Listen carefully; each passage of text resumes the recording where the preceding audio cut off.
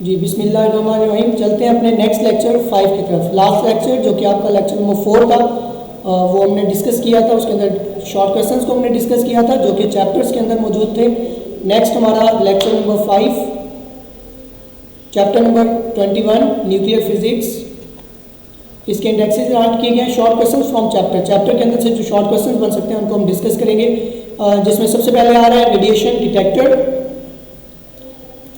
Radiation detector आ रहा है। उसके बाद हमारे पास सेकंड पे आ रहा है विल्सन क्लाउड चैम्बर। नंबर 3 पे आ रहा है गीगर मूलर ट्यूब, यानी कि जिसको शॉर्ट फॉर्म में आप जीएम काउंटर या गीगर मूलर काउंटर भी कहते हैं। सॉलिड स्टेट डिटेक्टर आ रहा है। न्यूक्लियर रिएक्शंस आ रहे हैं और लास्ट पे आ रहा है न्यूक्लियर फ्यूजन। तो इनको वन बाय वन हम एज ए शॉर्ट इनको स्टडी करेंगे।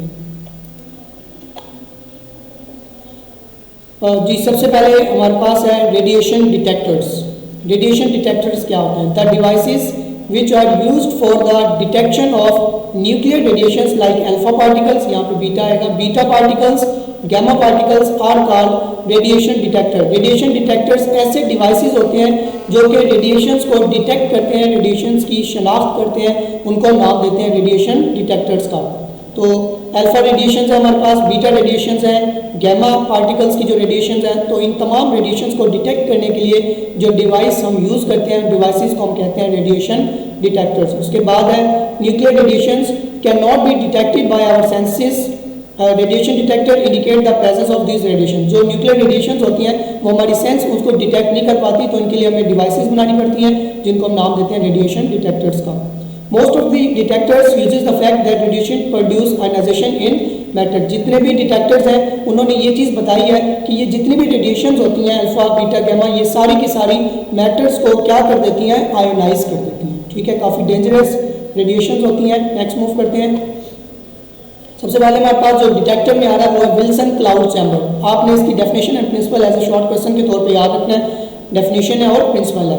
इट इज अ डिवाइस, एक ऐसा डिवाइस है which shows the visible path of an ionisation particle. यानी कि आपको पता है पिछली स्लाइड में आपने देखा कि जितनी भी रेडिएशंस होती हैं वो पार्टिकल्स को क्या करती हैं? आयोनाइज करती हैं। तो ये जो विल्सन क्लाउड चैम्बर है ये आपको आयोनाइजेशन का पाथ प्रोवाइड करता है। ठीक है, इसका प्रिंसिपल क्या है? Supersaturated vapours condenses preferentially on ions if an ionizing particle pass through a region in which clouds droplet are about to form, the droplets will be formed first along the particles path showing the path as a trail of droplets। यानी कि इसमें principal में यही बताया गया कि इसमें ions बनाए जाएंगे, फिर जो आयोनाइजिंग पार्टिकल जो कि इस रीजन से पास होगा उसके जो ड्रॉप्स होंगे वो क्या बनाएंगे? Form first along the particles path. वो आपको पाथ का रास्ता दे देंगे, ट्रैक का रास्ता देंगे, showing the path as a trail of droplets. Next है हमारे पास जीएम ट्यूब यानी कि गीगर मूलर ट्यूब। इसकी आपने डेफिनेशन करनी है, प्रिंसिपल करना है और इसका यूज करना है। डेफिनेशन इसकी क्या है? It is a well known radiation detector. ये वेल नोन रेडिएशन डिटेक्टर होता है, यानी कि रेडिएशंस को ही डिटेक्ट करता है। जैसे आपके पास विल्सन क्लाउड चैम्बर है, उसमें आइंस वगैरह हम बनाते हैं, आइंस की आयोनाइजेशंस वगैरह चेक करते हैं। इसमें जो है ना गीगर मूलर ट्यूब जो है ये भी रेडिएशंस को ही डिटेक्ट करता है। इसका प्रिंसिपल थोड़ा सा चेंज होगा। The discharge in the tube is produce. सबसे पहले ट्यूब में डिस्चार्ज को प्रोड्यूस करवाया जाता है due to ionisation produced by the incident radiation. यानी कि जैसे रेडिएशंस जो हैं वो इंसिडेंट करती हैं उस ट्यूब के अंदर, ठीक है, उस डिटेक्टर के अंदर, तो वो उसको क्या कर देती हैं? आयोनाइज कर देती हैं पार्टिकल्स को। तो आयोनाइजेशन से डिस्चार्ज प्रोड्यूस होता है और फिर उससे हम नेक्स्ट मूव करते हैं। यूजेस क्या? It is used to determine the range और penetrating power of ionising particle. ये क्या करता है? ये यूज होता है किस चीज़ के लिए? पेनिट्रेटिंग पावर को, जो आयोनाइजिंग की पेनिट्रेटिंग पावर होती है किसी स्लाइड के अंदर, किसी मैटर के अंदर जो है ना पेनिट्रेट, घुसने की जो सलाहियत है, घुसने की जो पावर है वो ये मैयर करते हैं। ठीक है, और उसकी रेंज भी बताते हैं कि ये पार्टिकल कितनी दूर तक जा सकेगा या कितनी इसकी रेंज है। ठीक है, तो गीगर मूलर ट्यूब वैसे तो लॉन्ग क्वेश्चन है लेकिन इसमें से जस्ट एक डेफिनेशन, प्रिंसिपल और यूज हमने निकाला है फॉर शॉर्ट क्वेश्चन। ठीक है, अगर ये शॉर्ट में आता है तो आप इसकी डेफिनेशन, प्रिंसिपल और यूज, इसकी बहुत ज़्यादा डिटेल है। अगर डिटेल में जाएंगे तो इसका एज ए लॉन्ग हमें करना पड़ेगा, बट हम इसको एज ए शॉर्ट कर रहे हैं तो आप जस्ट इसकी डेफिनेशन, प्रिंसिपल एंड यूज को देख लेंगे। नेक्स्ट है सॉलिड स्टेट डिटेक्टर। हमारे पास 3 किस्म के डिटेक्टर्स हैं। सबसे पहला हमने पढ़ा विल्सन क्लाउड चैम्बर, सेकंड पे हमने पढ़ा Geiger Muller counter, GM counter, और थर्ड पे है सॉलिड स्टेट डिटेक्टर। इसकी डेफिनेशन है, प्रिंसिपल और एक लाइन, दो इसके यूजेस में राइट कर दिया। Solid state detectors are fast enough, more efficient and accurate radiation detector. तो ये भी जैसे बाकी रेडिएशन डिटेक्ट करते हैं, ये भी उसी तरीके से ज़रा ये इसकी एफिशिएंसी अच्छी है, फास्ट इनफ है, ठीक है, और एक्यूरेट तौर पर रेडिएशंस को क्या करता है, डिटेक्ट करता है। इसका प्रिंसिपल क्या है? It is based upon the principle that when radiation is allowed to enter the depletion region electron hole pair is produce. वो कह रहे हैं जैसे ही रेडिएशन जो है डिप्लेशन रीजन के अंदर इंटर होती है तो ये वहाँ पर क्या प्रोड्यूस करवाती है, होल पेयर, और जैसे ही होल पेयर प्रोड्यूस होगा आपको करंट की पल्स मिल जाती है।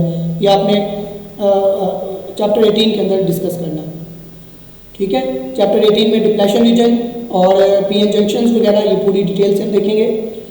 उसके बाद है इसके uses. If the number 1 use है the production of current pulse requires a small amount of energy रफली 3 electron volt 4 electron volt, so the device is practically used for the detection of low energy particles. यानी कि देखें radiations तो detect करनी है इसने, अब उन रेडिएशंस के पास एनर्जी होती है, किसी रेडिएशन की एनर्जी ज़्यादा होती है, किसी की एनर्जी कम होती है।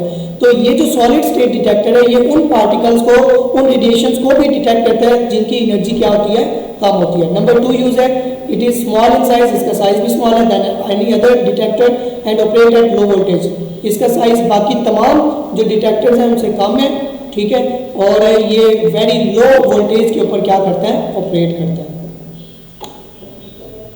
नेक्स्ट है न्यूक्लियर रिएक्शंस, इनके बारे में भी आप डिटेल पढ़ चुके हैं। The process which change the structure of the nucleus by bombardment of target nucleus with some fast moving particles such as protons, neutrons, alpha particles are called nuclear reaction. कि ऐसा प्रोसेस जिसके अंदर आपने nucleus की structure को change करवा देना। कैसे? किसी न्यूक्लियस को टारगेट करवा दें, न्यूक्लियस की बम्बार्डमेंट करवा दें। कुछ फास्ट पार्टिकल्स होते हैं जैसे कि प्रोटॉन्स हैं, न्यूट्रॉन्स हैं, अल्फा पार्टिकल्स हैं। जब आप इनकी बम्बार्डमेंट करवाते हैं न्यूक्लियस के ऊपर तो उसकी जो स्ट्रक्चर चेंज हो जाती है। इस किस्म के जो रिएक्शंस हैं इनको हम नाम दे देते हैं किस चीज़ का, न्यूक्लियर रिएक्शंस का। नेक्स्ट मूव करते हैं nuclear fear. Such reaction in which a heavy nucleus like uranium 235 to 92 is broken into 2 nuclei of nearly equal size along with the emission of energy is called Fian reactions। वो कह रहे हैं कि ऐसे reactions जिनमें heavy nucleus like uranium हो गया, बहुत हैवी न्यूक्लियस है ये, इस ब्रोकन, इसको तोड़ दिया जाए इनटू 2 न्यूक्लियाई, 2 न्यूक्लियस के अंदर ऑफ नियरली इक्वल साइज हो, दोनों का साइज तकरीबन बराबर हो, along with the emission of energy. तो उसमें से एनर्जी भी क्या होती है, खारिज होती है, ठीक है। जब एक जो पार्टिकल है जैसे कि यूरेनियम है, इसको जब आप ब्रेक करवाएंगे तो इसमें बहुत ज़्यादा अमाउंट में एनर्जी क्या होती है, रिलीज होती है, और अगर बहुत ज़्यादा अमाउंट में एनर्जी रिलीज हो जाए तो वो भी डेंजरस है। इस कॉल्ड फियन रिएक्शंस। तो इस किस्म के जो रिएक्शंस हैं इसको हम नाम देते हैं फियन रिएक्शंस का। उम्मीद करता हूँ आपको ये लेक्चर समझ आया होगा। नेक्स्ट लेक्चर के लिए इंशाल्लाह कल हम देखेंगे नेक्स्ट लेक्चर। तब तक के लिए अल्लाह हाफिज़, थैंक यू।